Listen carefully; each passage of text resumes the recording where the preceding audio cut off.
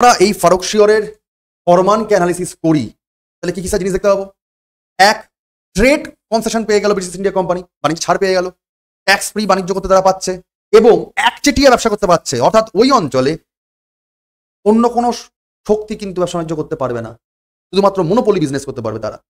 অন্যদিকে revenue drain হচ্ছে, যেখানে ফারুকশিয়রের দরবারে আরো রেভিনিউ জেনারেট হওয়া দরকার ছিল, বরং যদি ট্যাক্স ফ্রি করে দেওয়া হয়, ট্রেড ফ্রি দেওয়া হয়, ট্রেড কনসেশন দেওয়া হয়, তাহলে তো আজকে মুঘল দরবারে টাকা তো যাবেই না আঞ্চলিকভাবে, বরং উল্টে ড্রেনেজ হয়ে যাবে, বেরিয়ে যাবে। ফিক্সড পেশকাশি, বার্ষিক 3,000 টাকার বিনিময়ে তারা আশা করতে পারবে।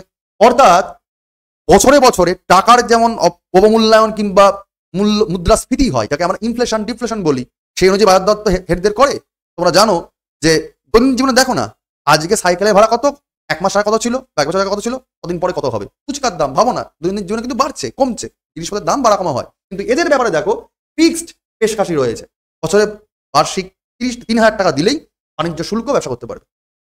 আনরেজড পেমেন্টস, কোনো রকম টাকা জোগাড় করার কোনো ব্যবসা আসছে না, অর্থাৎ মুঘল ভান্ডারে রাজকোষে কিন্তু টান পড়বে আস্তে আস্তে। আর যদি ভেবে দেখো রাজকোষে টান পড়ে, তাহলে সেখানে যারা যারা অভিজাত সম্প্রদায় যারা ছিল, এই বিশাল বড় সাম্রাজ্যে যারা জায়গিরদার মনসবদার হয়েছিল, তাদেরকে টিকিয়ে রাখা মুশকিল হবে। অর্থাৎ আঞ্চলিক শক্তির বিদ্রোহ তো ধীরে ধীরে বাড়বে, এটাই স্বাভাবিক।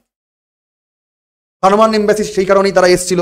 হ্যামিল্টন সেখানে সম্পূর্ণ ট্রিটমেন্ট করছেন ফারুকশিয়রকে, এবং diplomatic east India company successful হচ্ছে তার ডিপ্লোম্যাটিক স্ট্যান্ড নেওয়ার জন্য। তার জন্য কিন্তু তার এফেক্ট বলা যেতে পারে এই কাণ্ডগুলো।